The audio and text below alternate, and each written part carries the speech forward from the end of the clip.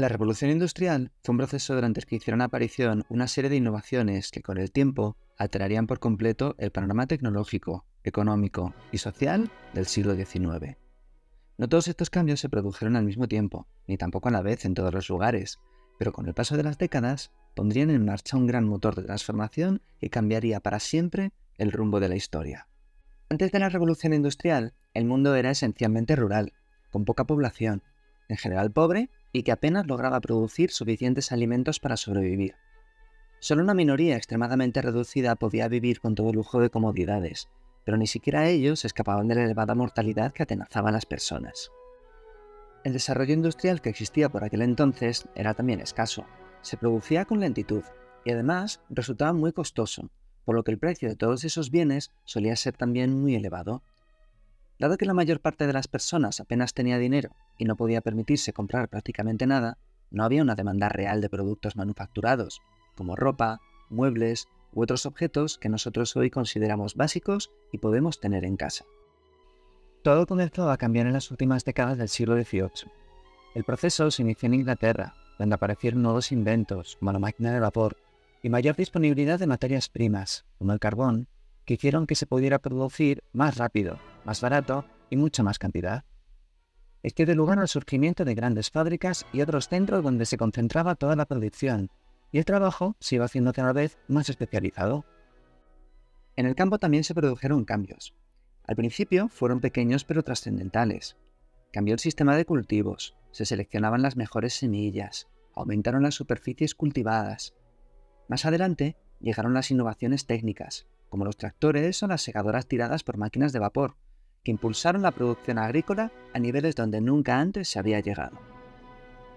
Para que te hagas una idea, si en el siglo XVIII un agricultor podía arar con un buey menos de media hectárea cada día, estos avances le ayudaban a arar cerca de 5 hectáreas diarias. ¿Cuáles fueron los resultados de todo esto? Pues se producían más alimentos, por lo que se redujeron las hambrunas.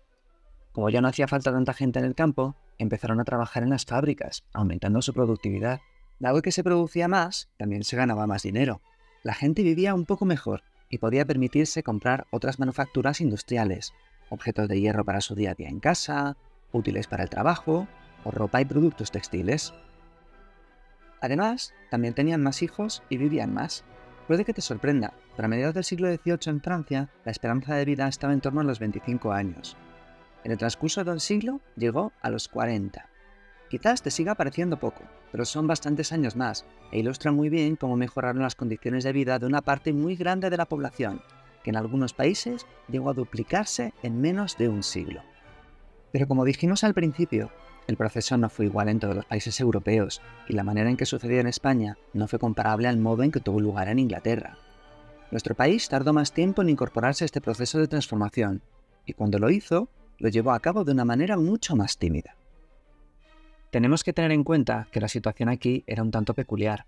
Los comienzos del siglo XIX estuvieron marcados por la crisis de la Guerra de la Independencia, a la que siguieron las restricciones del absolutismo de Fernando VII, otros conflictos bélicos o la inestabilidad política y económica casi permanente del reinado de Isabel II.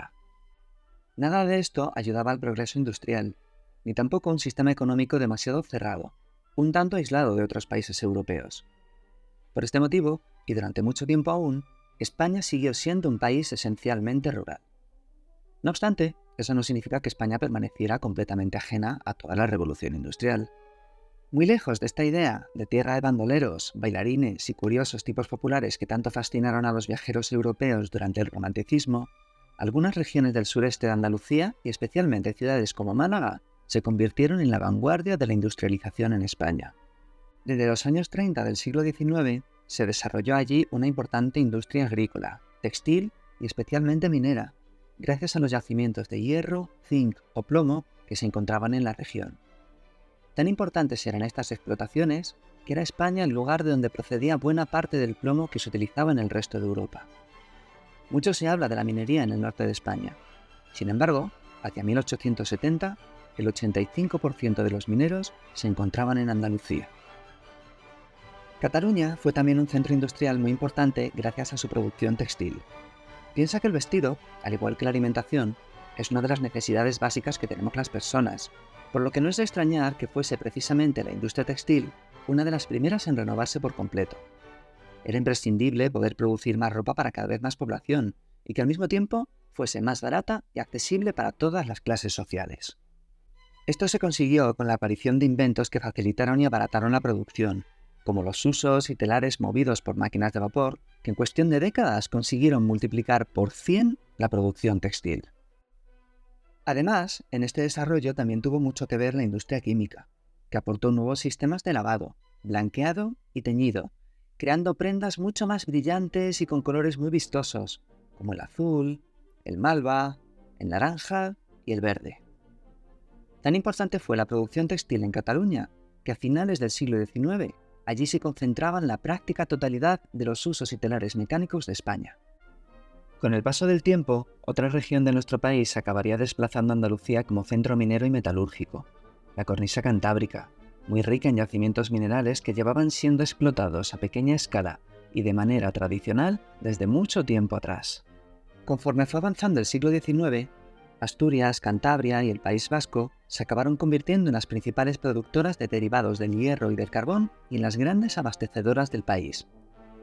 Para ello, empleaban nuevas máquinas, como las fresadoras o los tornos mecánicos, que podían crear piezas a gran velocidad y con un acabado perfecto, ya fuesen grandes piezas industriales destinadas a obras públicas, utensilios para el campo, de uso doméstico o artículos de ferretería. Fue en el País Vasco, y especialmente en Vizcaya, donde se acabaría concentrando la industria siderúrgica, que producía cerca del 80% del hierro y el acero de todo el país a finales del siglo XIX.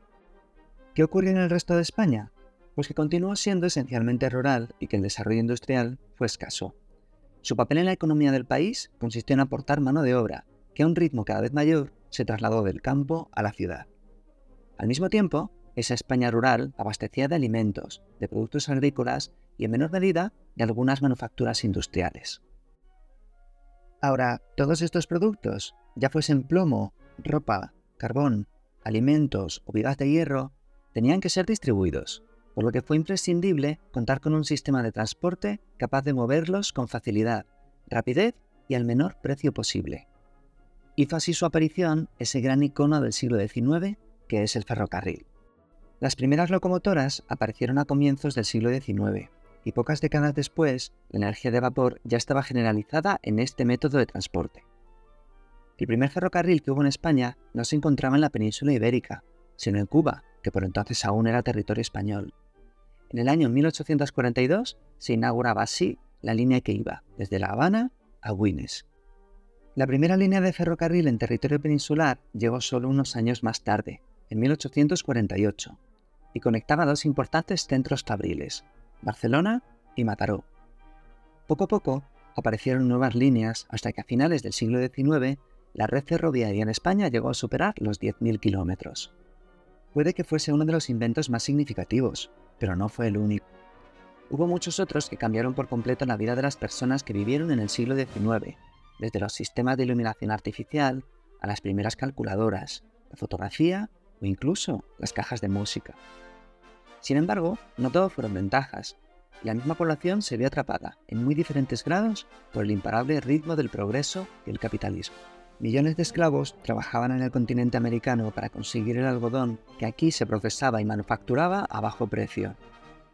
La riqueza continuó siendo acaparada por unos pocos capitalistas capaces de adquirir la maquinaria y levantar los grandes edificios en los que se fabricaban todos estos productos. Los mineros y obreros de las fábricas trabajaban hasta 14 horas diarias, sin derechos, expuestos a todo tipo de peligros, por un salario ridículo y solo para sacar adelante a sus familias. Y en definitiva, aunque con ligeras mejoras, los que vivían mal siguieron viviendo mal, y los que vivían bien vivieron todavía mejor. Nacían así los primeros movimientos obreros que reclamaron los derechos laborales de los que hoy somos herederos. Si deseas seguir el rastro que dejó la revolución industrial en la sociedad del siglo XIX, no dejes de visitar el Museo del Romanticismo. Obras de arte y objetos de todo tipo te están esperando para sumergirte en ese periodo de transformaciones extraordinarias que cambiaron el mundo.